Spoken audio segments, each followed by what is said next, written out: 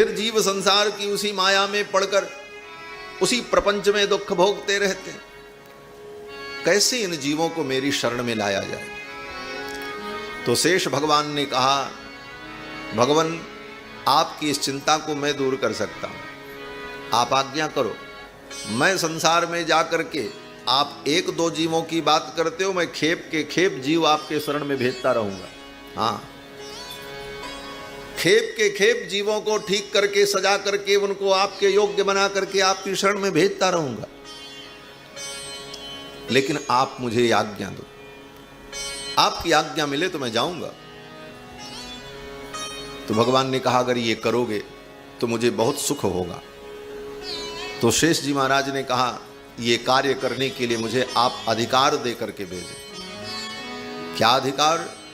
बोले, अपनी दोनों विभूतियों का अधिकार आप मुझे दें। भगवान की दो विभूतियां हैं, एक विभूति का नाम है त्रिपाद विभूति और एक विभूति का नाम है एक पाद विभूति, जिसका वेद में वर्णन आया, त्रिपादूर्ध्व उदयित पुरुष पादोस्येहा भवत् पुनः। भगवान का निज धाम त्रिपाद विभूति है। इसका मतलब बोले जैसे तो तीन हिस्सा एक तरफ, एक हिस्सा का निज धाम है त्रिपाद विभूति, जो ऊपर की तरफ अनंत है, उसका कोई अंत नहीं।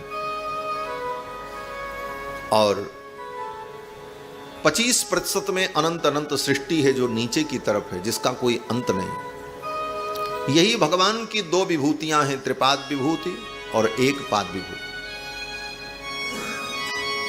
गीता में इसी को दूसरे प्रकार से संकेतित किया, ऊर्ध्वमूल मधः शाखम अश्वत्थम। प्राण ने रामानुजाचार्य जी को दोनों विभूतियों का नायकत्व प्रदान किया।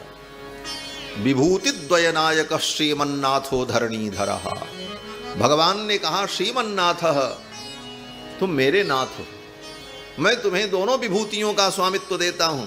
जाओ, तुम जिस किसी भी जीव को, जैसा भी वो पतित से पतित जीव होगा, उसको भी अगर तुम बैकुंठ भेजोगे तो बैकुंठ का द्वार खुला रहेगा, कोई रोकेगा नहीं, भेज देना। यह अधिकार दे करके भगवान रामानुजाचार्य को भगवान ने विदा किया।